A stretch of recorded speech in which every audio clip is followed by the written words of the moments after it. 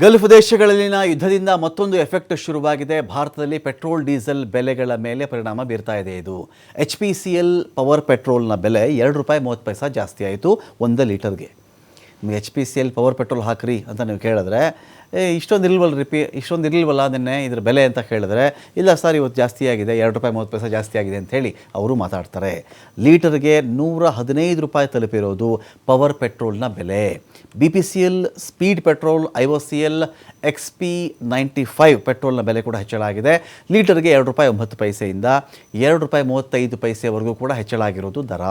ಕೈಗಾರಿಕಾ diesel, industry ಕೆಲಸಗಳಿಗೆ diesel ಬಳಸ್ತಾರಲ್ಲ, ಲೀಟರ್ಗೆ ಅದು ಎಷ್ಟು ಜಾಸ್ತಿ ಆಗಿದೆ? ₹22 ಜಾಸ್ತಿ ಆಗಿರೋದು.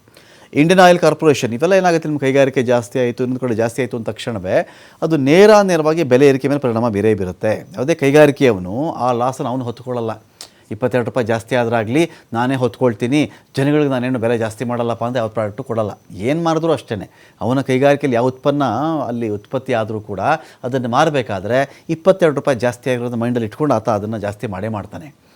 ಇಂಡಿಯನ್ ಆಯಿಲ್ ಕಾರ್ಪೊರೇಷನ್ ಲಿಮಿಟೆಡ್ ಇದು ಕೂಡ ಹೆಚ್ಚಳ ಮಾಡಿದೆ. ನಿನ್ನೆವರೆಗೆ ₹87.57 ಇಷ್ಟಿತ್ತು ಕೈಗಾರಿಕಾ ಡೀಸೆಲ್ನ ಬೆಲೆ. ಇದೀಗ ₹22 ಏರಿಕೆಯೊಂದಿಗೆ ₹110.59 ಇದು ತಲುಪಿರುವುದು.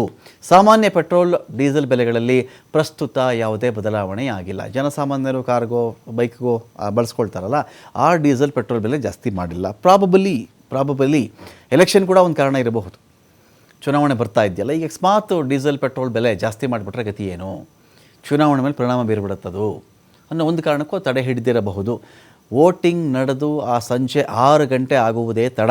ಇವುಗಳ ಬೆಲೆಯಲ್ಲಿ ಸಾಮಾನ್ಯರು ಬಳಸ್ತಕ್ಕಂಥ ಪೆಟ್ರೋಲ್, ಡೀಸೆಲ್, ಅಡುಗೆ ಅನಿಲ ಇನ್ನೂ ಜಾಸ್ತಿ ಆದರೂ ಆಶ್ಚರ್ಯ ಪಡಬೇಕಾಗಿಲ್ಲ, ಅಷ್ಟರ ವೇಳೆಗೆ ಯುದ್ಧ ನಿಲ್ಲದೇ ಇದ್ದರೆ. ಆದರೆ ವಿದ್ಯುತ್, ಪೆಟ್ರೋಲ್, ಕೈಗಾರಿಕಾ ಡೀಸೆಲ್ ಬೆಲೆ ಹೆಚ್ಚಳವಾಗಿದ್ದು ನಿಯಮಿತ ಇಂಧನ ದರಗಳು ಸಹ ಶೀಘ್ರದಲ್ಲೇ ಹೆಚ್ಚಾಗುವಂಥ ಆತಂಕ ಇದೆ.